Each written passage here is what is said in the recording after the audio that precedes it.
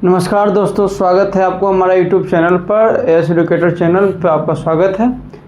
उम्मीद करते हैं अच्छे होंगे, मन लगा के पढ़ाई कर रहे होंगे और आपका 12 की तैयारी आगे बढ़ चुकी होगी।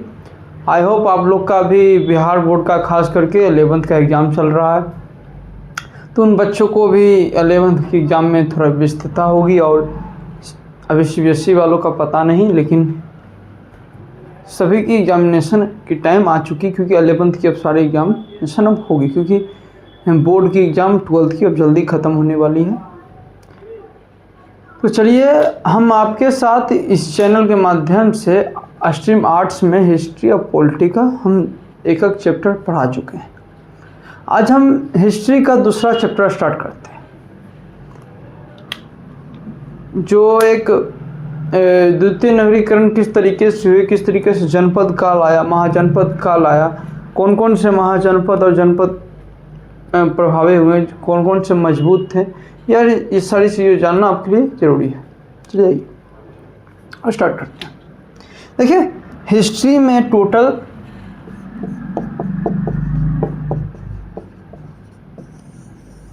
देखिए हम प्राग ऐतिहासिक काल पढ़ लिए,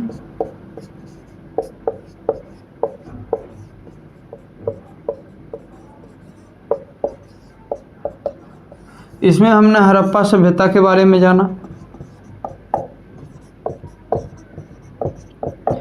इसके समकालीन सभ्यता के बारे में भी चर्चा हुई।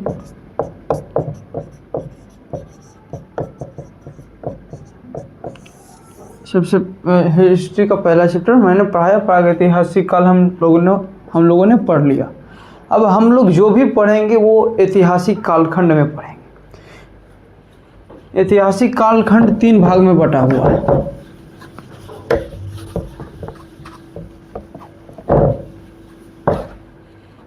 देखिए, ऐतिहासिक काल मैंने स्टोन एज पढ़ लिया, मतलब आदि मानव काल 11th में पढ़ लिया। अब तो 11th के NCERT से उसे हटा दिया गया, लेकिन पहले के NCERT में देखिए कि आदि मानव के बारे में पहले आप पढ़िएगा। इससे पहले आप 6, 7, 8, 9, 10 में ये सारी चीज़ों के बारे में आपने पढ़ लिया है। तो आपने प्रागैतिहासिक काल 12 का फर्स्ट चैप्टर हिस्ट्री का पढ़ लिया। अब ऐतिहासिक कालखंड में हम सारी चीज़ों को जानेंगे।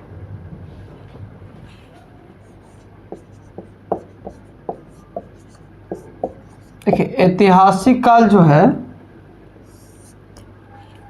ये एक ऐसा काल माना जाता है कि इसके साक्ष्यों को पढ़ा गया है,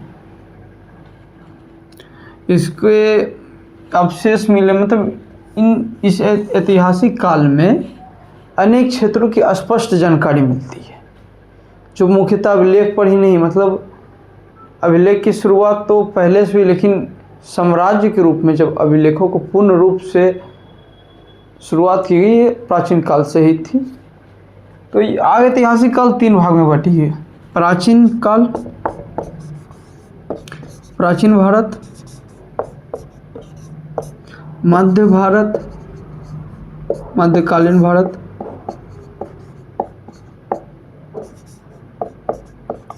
इसके बाद ये आता है आधुनिक भारत। हम क्लास 12 में वर्ल्ड हिस्ट्री के बारे में नहीं पढ़ेंगे, हम यहाँ पे भारत के इतिहास के बारे में पढ़ेंगे। विश्व का इतिहास हम 11th में पढ़ चुके हैं। चलिए, आधुनिक भारत। देखिए, आधुनिक भारत में ब्रिटिश काल पढ़ेंगे,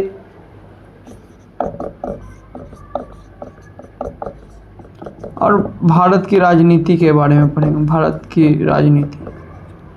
मध्यकालीन भारत में देखेंगे कि किस तरीके से यात्रियों का जमावड़ा मध्यकालीन भारत में आया, किस तरीके से यहाँ पर बाहरी शासकों का आक्रमण हुआ, मुगल शासन की किस तरीके की स्थापना हुई, दिल्ली सल्तनत की सारी गतिविधियाँ पढ़ते हैं। प्राचीन भारत में हम पढ़ते हैं कि प्राचीन भारत में 600 ईसा पूर्व से, हम प्राचीन भारत का पहला चैप्टर, प्राचीन भारत में यहाँ पर ऐतिहासिक काल का 600 ईसा पूर्व से हम 500 ईसा पूर्व तक पढ़ते हैं। इसमें हम मगध के साम्राज्य के बारे में पढ़ते हैं, महाजनपद काल पढ़ते हैं, मतलब जो नए नए विचार भारत में उत्पन्न हुए उन सारे विचारधाराओं के बारे में पढ़ते हैं। धार्मिक स्थिति, सामाजिक परिवर्तन एवं राजनीतिक परिवर्तन, ये सारी चीज़ों को प्राचीन काल भारत में पढ़ते हैं। चलिए ये स्टार्ट करते हैं।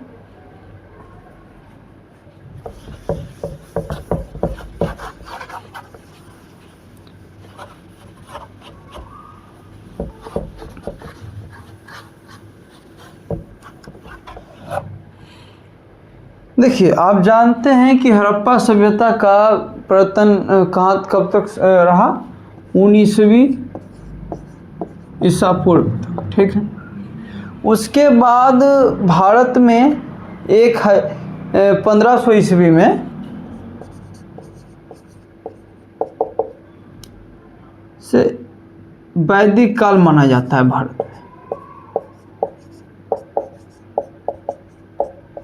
हम वैदिक काल के बारे में चर्चा चैप्टर 3 में पढ़ेंगे। यहाँ पर हम सिर्फ आपको समझाने के लिए बता रहे हैं। देखिए, वैदिक काल, ये वैदिक काल 2 भाग में है। देखिए, 1500 से 1000 ईसा पूर्व तक हम वैदिक काल कहा जाता है। इसको पूर्ण रूपेण, इसको ऋग्वैदिक कालीन कहा जाता है, क्योंकि इस समय ऋग्वेद की रचना हुई थी और इसी समय अनेक जनपदों का उदय हुआ।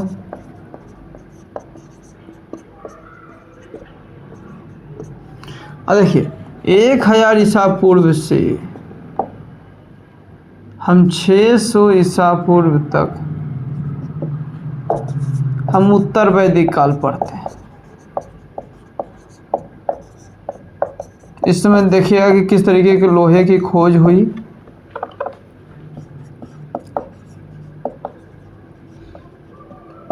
अनेक महाजनपद साम्राज्य में उत्पन्न होने लगे। ये सारी चीज़ें आपको वैदिक काल में देखने को मिलती है, जिस पर विस्तार से चर्चा आप चैप्टर 3 में पढ़िएगा। यहाँ पर उत्तर वैदिक काल से ही आपका, जब उत्तर वैदिक काल की समाप्ति होती है, उसके बाद के काल की हम यहाँ पर चर्चा करेंगे। देखिए, यहाँ पर हम चर्चा करेंगे 600 ईसा पूर्व से।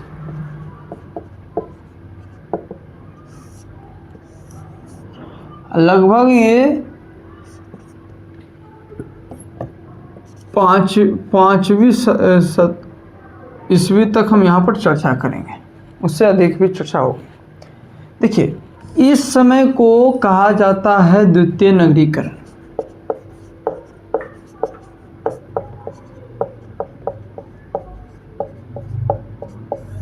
इस काल को द्वितीय नगरीकरण कहा। द्वितीय नगरीकरण कहा क्यों जाता है? देखिए, आप जानते हैं कि हड़प्पा सभ्यता एक नगरीय सभ्यता थी। उस समय भी हमारे देश में इस तरीके की सभ्यताएं थी जो काफ़ी समृद्ध थी। उसी प्रकार जब उसका पतनशीलता आया तो उसके बाद वैदिक काल आया। वैदिक काल के बाद लोहे की खोज हुई एवं अनेक महाजनपदों का उदय हुआ, अनेक साम्राज्य की स्थापना हुई, जिससे क्या हुई कि मतलब जो अस्तित्व बीच में समाप्त हो गई थी, अब दूसरे, जैसे पहले सिंधु घाटी क्षेत्रों में स्थापना, अब द्वितीय नगरीकरण गंगा घाटी क्षेत्रों में काफ़ी रूप से विस्तार होने लगी। हड़प्पा सभ्यता जानते हैं कि वो सिंधु घाटी के क्षेत्रों में विकसित हुई थी। द्वितीय नगरीकरण में क्या होता है, गंगा घाटी क्षेत्रों में विस्तार से भारत के जो मध्य क्षेत्र हैं, उत्तर क्षेत्र हैं, इस सारे क्षेत्रों में महाजनपदों का उदय हुआ, लोहे की खोज हुई एवं अनेक साम्राज्यों की स्थापना से मतलब नगरीकरण को बढ़ावा मिला। अनेक महत्वपूर्ण नगर इस कालखंड में आप देखेंगे। ठीक है, आइए आगे चलते हैं। देखिए, इस काल में जनपदों का उदय हुआ। जनपद का उदय अब वैदिक काल से माना जाता है, यानी 1000 ईसा। आखिर जनपद कहते हैं किसको? जनपद मान के चलिए, जैसे क्या है कि आप चैप्टर 3 पढ़े होंगे 11th में, चंगेज़ खान के बारे में। तो आपने देखा होगा कि किस तरीके से अनेक कबीलों में मंगोल साम्राज्य बटा हुआ था। उसी प्रकार भारत में क्या था कि अनेक छोटे छोटे जनपद भारत के पूरे क्षेत्रों में विस्तार हो रहे थे। ये जनपद का अर्थ क्या है यहाँ पर? देखिए, जनपद का अर्थ है कि एक समूह से,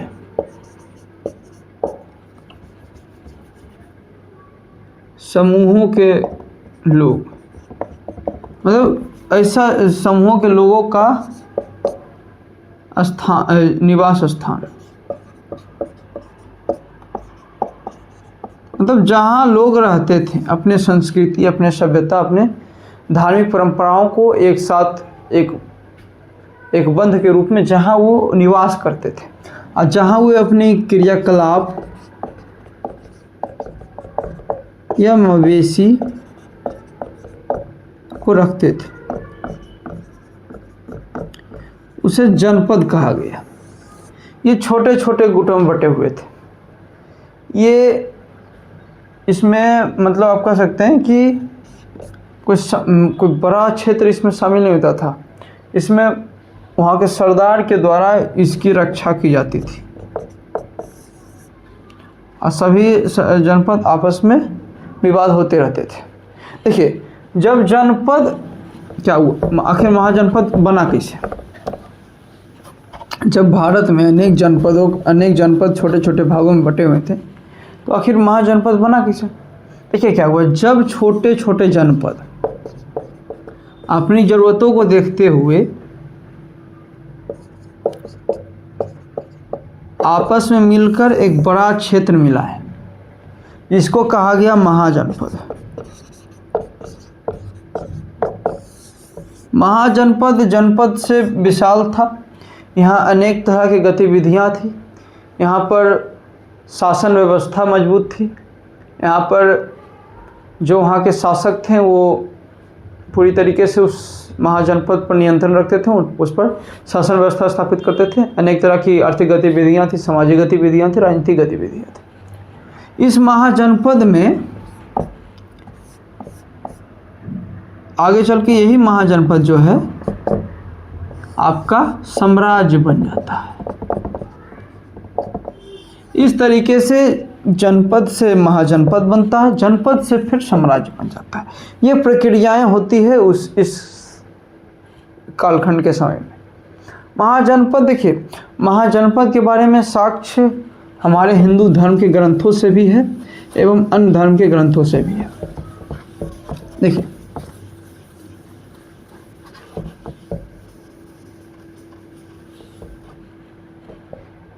देखिए महाजनपद के बारे में हमारे हिंदू धर्म में कहा गया है कि अनेक महाजनपद थे। महाभारत में भी अनेक महाजनपदों का वर्णन था। जैसे कुरु भी एक महाजनपद था। आप जानते हैं कुरु के जो हस्तिनापुर थे, वहाँ पर कौरवों और पांडवों का युद्ध हुआ था। इसी कारण से यहाँ महाभारत हुआ था, सत्ता संघर्ष था। इसका वर्णन मिलता है एक साथ बृहदत्त का वर्णन मिलता है, जो सबसे प्रथम जो मगध का शासक था। इस सारे चीज़ों का वर्णन हमारे महाभारत के ग्रंथों में मिलते हैं। ठीक है, तो हमारे ग्रंथों के अनुसार अनेक महाजनपद थे, लेकिन सारे तरीकों से परीक्षण करने के बाद कुछ महत्वपूर्ण ग्रंथ हैं जिसके तहत महाजनपदों का वर्णन। जैसे भगवती सूत्र,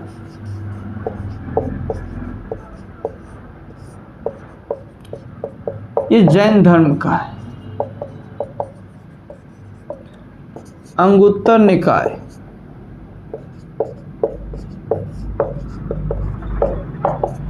ये बौद्ध धर्म का है।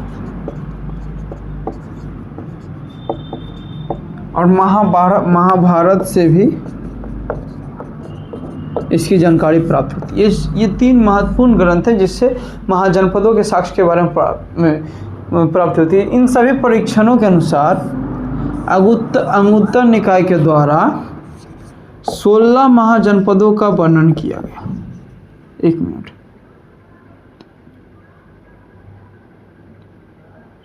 हाँ 16 महाजनपद जो है उसका वर्णन किया गया, जिसको अधिकतर इतिहासकारों ने मान्यता दी कि 16 महाजनपद ही पाए गए होंगे। इन 16 महाजनपद में चलिए हम आते हैं, आपको 16 महाजनपद का सारे नाम को बता देते हैं। देखिए महाजनपद जो टोटल 16 थे, लेकिन अगर सबसे शक्तिशाली महाजनपद पूछा जाए तो वो मगध था। मगध जो है सबसे शक्तिशाली महाजनपद था।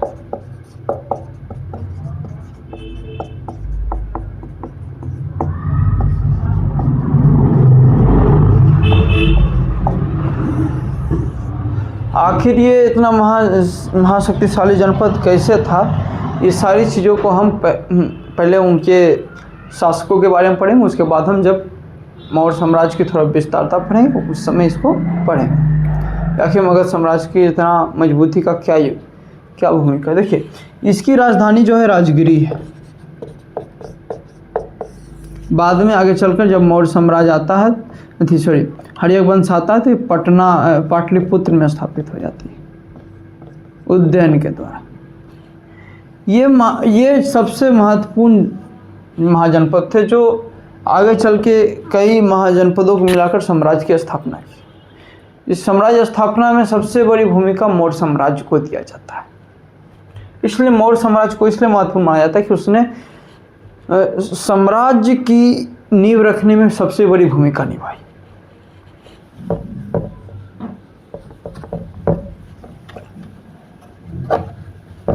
देखिए हम सभी महाजनपदों के नाम आपको लिखवा देते हैं।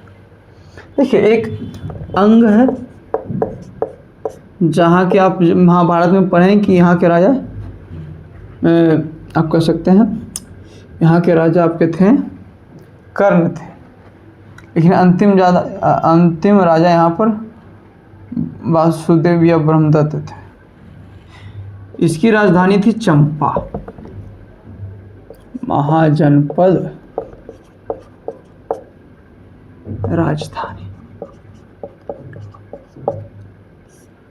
इसकी महाजनपद थी चंपा। इसके बाद बज्जी आता है।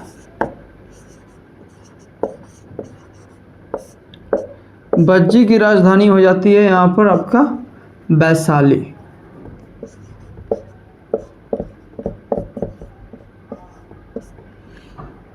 ये देखिए अंग तो राजशाही शासन था, यहाँ पर गणतांत्रिक रूप से शासन था।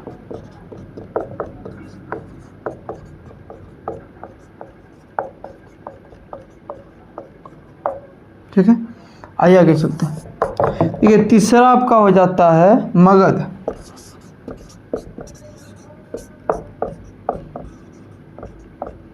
राजगिरी इसकी राजधानी, ये सबसे मजबूत महाजनपद था। चलिए आप लोग इसको उतार लीजिएगा। चलिए आगे चलते हैं।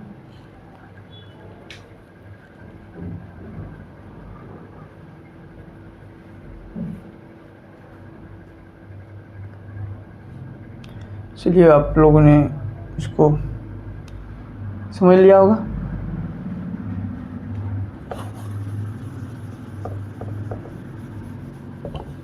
आइए आगे लिखाते हैं।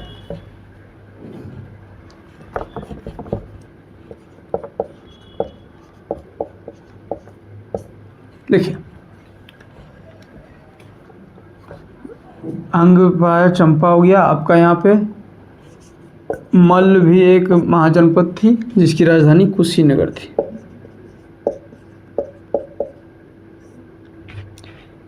एक कौशल महाजनपद था जिसकी राजधानी अयोध्या थी। एक काशी महाजनपद था जिसकी राजधानी बनारस थी। इसी प्रकार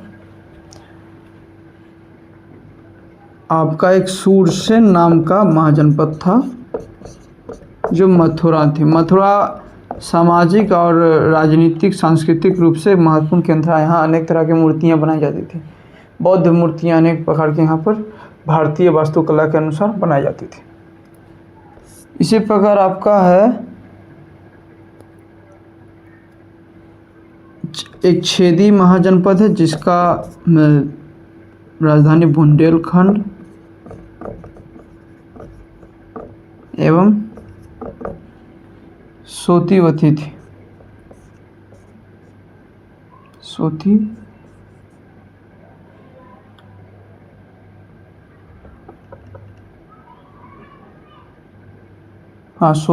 थी। इनमें से कुछ को मैं एनसीईआरटी के अनुसार बता रहा हूँ, क्योंकि आपका जो भी क्वेश्चन आएगा वो एनसीईआरटी अकॉर्डिंग होगा। कुछ आप किताब में देखिएगा कि उनकी राजधानी अलग थी, लेकिन यहाँ पर आपको एनसीईआरटी अकॉर्डिंग लिखा रहा हूँ। ये भी महत्वपूर्ण महाजनपद थी। जो इनमें देखिए, काशी को मगध के द्वारा मिलाया गया, कौशल को मिला लिया गया, मल्ल को भी मिला गया। ये 3 जो हैं इनको आगे चल के मथुरा को भी मगध के द्वारा मिला लिया गया था। इस प्रकार के वहाँ पर मगध का क्रेज था, मतलब मगध इतनी शक्तिशाली थी।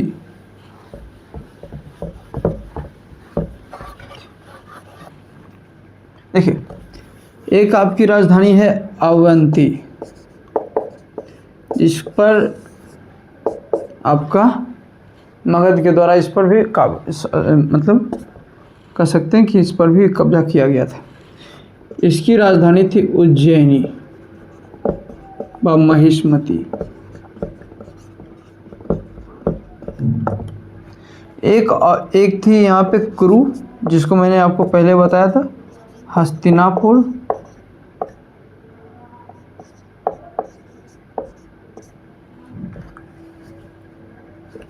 एक इंद्रप्रस्थ भी इसकी राजधानी थी।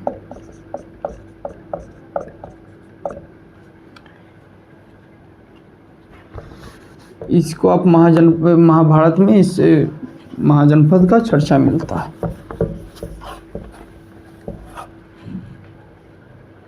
एक देखिए, वत्स नाम की महाजनपद थी जिसकी राजधानी कौशाम्बी थी।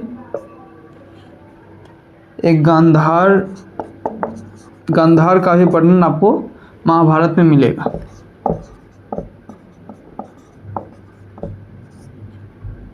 एक अश्मक महाजनपद होगी, उसकी राजधानी पोटन है।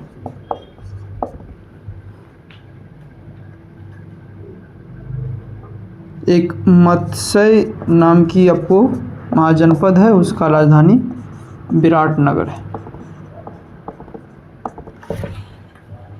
चलिए आप लोग उतार लीजिए इसको।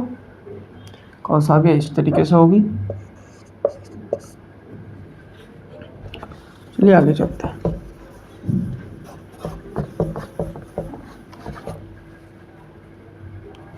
कितनी राजधानी बच गई आपकी?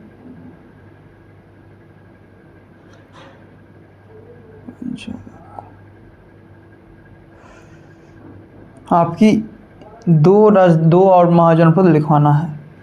एक देखिए पांचाल है। पांचाल के बारे में, पांचाल नरेश की ही पुत्री थी द्रौपदी, जिससे जो बहुपति प्रथा का वर्णन मिलता है, जिसमें 5 पांडवों की वो पत्नी मानी जाती थी। पांचाल की राजधानी अहिच्छत्र व काम्पिल्य थी। ये पंचाल की राजधानी थी। इसके साथ ही आपका एक और है, उसका नाम है कंबोज। इसकी राजधानी राजपुरा व हारक है। देखिए, यहाँ पर मैंने आपको सारे 16 महाजनपदों के बारे में बता दिया, उसके बारे में लिखा दिया। आप लोग इसको उतार लिए होंगे, नहीं उतारेंगे तो उसको स्क्रीनशॉट या पॉज करके आपको देख लीजिए।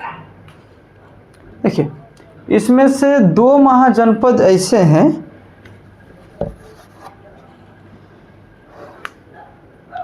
कौन से महाजनपद हैं आपके? वो 2 महाजनपद ऐसे हैं जो जहाँ पे गणतांत्रिक रूप से शासन था, बाकी सभी जगह आपकी राजतांत्रिक रूप से शासन था। एक बज्जी के बारे में बताया,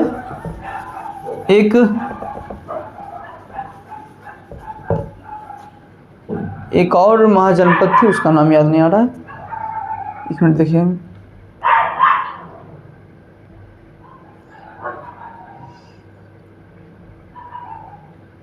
उसको मैं बाद में बता दूंगा। एक और महाजनपद है जो जहाँ पर आपका गणतांत्रिक रूप से शासन थी, उसको मैं कल बता दूंगा। आइए आगे चलते हैं। देखिए, आपको मैंने यहाँ पे महाजनपदों के 16 नाम बताया और आपको बताया किस तरीके के जनपद यहाँ पर जनपदों का उभार था, जनपद किस तरीके से महाजनपद बनी, महाजनपद क्या होते थे, महाजनपद किस तरीके से, कौन कौन से महाजनपद है, कहाँ कहाँ से साक्ष्य मिले, ये सारी चीज़ों को मैंने आपके सामने बताया। अब चलिए मैं यहाँ पर आपको ये बता दिया कि आखिर महाजनपद थे क्या, महाजनपद का मतलब क्या होता है, कितने महाजनपद थे, ये सारी चीज़ों आपको विस्तार से बता दिया। इसी के साथ ही आज इतना ही रहने देते हैं। कल से आपका जो है, मतलब जब आपका नेक्स्ट वीडियो अपलोड होगा उसमें मैं इसमें हम देखिए, इस चैप्टर में आपको बताते हैं मूल रूप से हम मगध साम्राज्य पर फोकस करेंगे। इस चैप्टर का आप आरंभिक काल मगध से ही स्टार्ट कीजिएगा, क्योंकि मगध शक्तिशाली शासक हैं। यहाँ पर हम आपको मगध के किस राजवंशों ने राज किया और किस तरीके से गुप्त वंश का स्थापना हुई, मौर्य वंश की स्थापना, ये सारी चीज़ों को आगे वाले क्लासेस में आपको बताएंगे। चलिए आज के लिए इतना ही। उम्मीद करते हैं आपको पसंद आएगा, और पसंद आया होगा ये वीडियो आप लाइक सब्सक्राइब जरूर कीजिएगा। जो भी आपको डाउट है आप उस पर कमेंट कीजिएगा, हम आपके डाउट को क्लियर करेंगे। और इसी के साथ ही मैं आपको 2 चैप्टर इससे पहले, एक पॉलिटिकल साइंस का कोल्ड वार ईरा में यानी शीत युद्ध का युग और हड़प्पा सभ्यता मैंने आपको पढ़ाया है, उसको देख लीजिएगा। जो अभी पहली बार आप तो अब अपना पढ़ाई शुरू कर रहे हैं तो पहले चैप्टर से आप पढ़ाई कीजिए, क्योंकि आप देखिए अगर आप कोई भी चैप्टर छोड़िएगा तो आपको बैकलॉग होगा, आप फिर उस चीज़ को आप वहाँ से डाइवर्ट हो जाइएगा, जिससे आगे आपको परेशानी झेलनी हो सकती है। इस कारण से आप बारीकी से सभी चैप्टरों को पढ़ें। यहाँ से पढ़ने के बाद आप अपने NCERT बुक या मैं एक रेफरेंस बुक कहूँगा भारती भवन, उनका आप क्वेश्चन से प्रैक्टिस कीजिए। आपको काफ़ी तरीके से अनुभव होगा कि किस तरीके से हमने इतिहास को पढ़ा, क्योंकि इतिहास देखिए आप लोग भी जानते हैं कि इतिहास को लोग बोरिंग के रूप में देखता है, लेकिन आप 12 का इतिहास देख लीजिए, 11th का इतिहास देख लीजिए, आपको 1% भी बोरिंग नहीं लगेगा। इस तरीके से इस हिस्ट्री की क्लासेस हैं जिसमें आप भारत के बारे में पढ़ रहे हैं, आप विश्व के बारे में पढ़ें, किस तरीक़े से आप देख रहे हैं कि प्राचीन भारत में क्या क्या गतिविधियाँ हुई, कौन कौन से शासन व्यवस्था हुई, किस तरीक़ा की शासन व्यवस्था, ये सारी चीज़ों आप बारीकी से पढ़िएगा, आपको सारी चीज़ें समझ में आएगी। तो आज के लिए इतना ही रहने देते हैं, मिलते हैं अगले क्लासेस में। चलिए इसके लिए आज तक के लिए जय हिंद, राधे राधे।